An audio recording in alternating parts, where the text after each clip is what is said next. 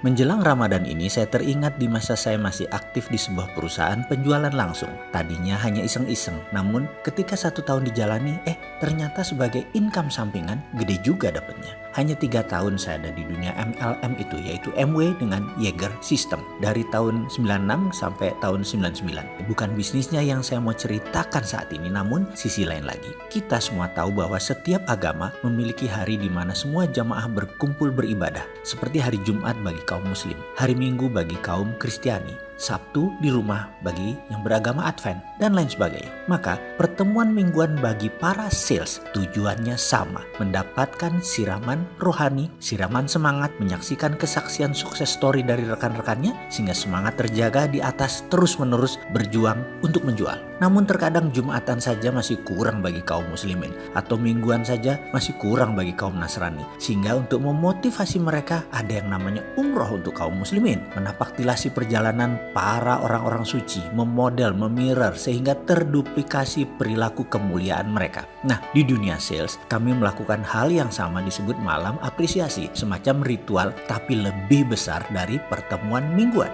Asal mulanya sebenarnya hanya ingin membuat acara di mana semua bisa berkumpul dan semua bisa sharing berbagi. Dan kali ini berangkat dari kegelisahan kami melihat seorang downline kami yang bernama Doni. Dia gigih sekali berjualan kesana kemari. Dalam 3 bulan pertama mungkin lebih dari 100 orang dia datangi. Dia prospek, dia dekati dan lain sebagainya. Namun tidak ada satupun yang close, tidak ada yang bergabung. Doni tidak pernah mengeluh sedikit pun. Namun kami sebagai upline tergerak, tersentuh melihat semangatnya. Lalu saya panggil untuk berbicara dari hati ke hati. Saya bicara berdua dengannya. Doni memiliki sejarah sebagai ex-preman atau mungkin masih dikatakan preman saat itu. Rumahnya di Kampung Makassar, bilangan Halim, bisa dikatakan tough neighborhood atau komunitas yang keras. Berantem itu katanya bisa setiap hari. Masa lalu Doni kelam sekali, keras sehingga karakter kasarnya bisa dimengerti. Dia bercerita, "Mas Mardigu, seumur hidup saya ini sudah dianggap anak setan sama keluarga di rumah. Anakku cuma 4, pergi kamu dari sini." Itu kata ibu saya, Mas. Sampai suatu saat Doni diusir dari rumah karena nakalnya bukan main. Dia adalah anak kelima dari 5 bersaudara. Ayah ibunya sudah tidak menganggap dia sebagai anak lagi. Pulang atau tidak sudah tidak diharap lagi oleh keluarganya. Kenakalannya yang menurut orang tuanya sudah diambang batas membuat dia diusir dari rumah, dianggap tidak ada, hidup mati sudah tidak penting lagi.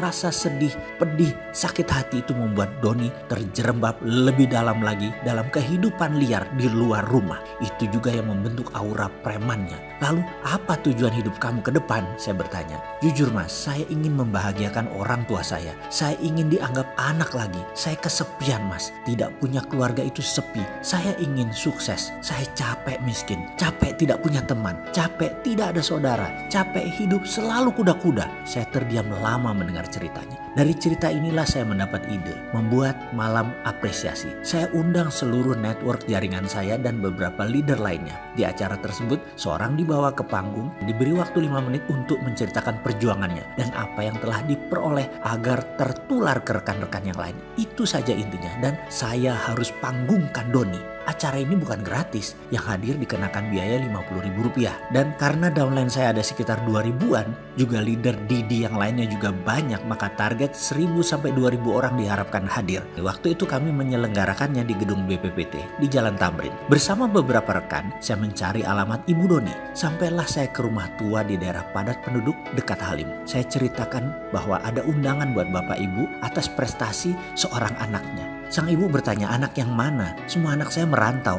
Anak saya 4-4-nya tidak ada di rumah. Kami yang hadir di situ miris sekali mendengar kata-kata anak kami 4 karena kami tahu ada 5. Dia tidak menganggap si Doni. Ini Mas Doni Bu, saya menjelaskan. Hah? Si ibu terkejut, wajahnya memerah. Marah. Saya pun mengeluarkan jurus rayuan. Singkat cerita, syukurlah, alhamdulillah sang ibu bersedia hadir asalkan dijemput. Kami turuti. Ketika diadakan malam appreciation tersebut di mana sang ibu datang duduk di samping saya sejak awal acara, sang ibu bertanya, "Ini acara apa?" Saya menginformasikan ini acara malam penghargaan, Bu. Sang ibu diam. Setelah puluhan orang mengungkapkan testimoni kesuksesannya, maka MC menghadirkan surprise dengan menampilkan seseorang. Berikut akan hadir di hadapan kita seorang yang gak pernah closing, gak pernah punya downline, sudah ditolak ratusan kali tapi terus gigih berjuang. Anda tahu siapa dia? Sahabat kita, rekan kita? Nada suara terus meninggi. Seribuan orang hening, senyap, surprise karena di kepala mereka semua tahu pasti orang tersebut adalah Doni. Doni yang selama ini dijadikan sebagai bahan ejekan,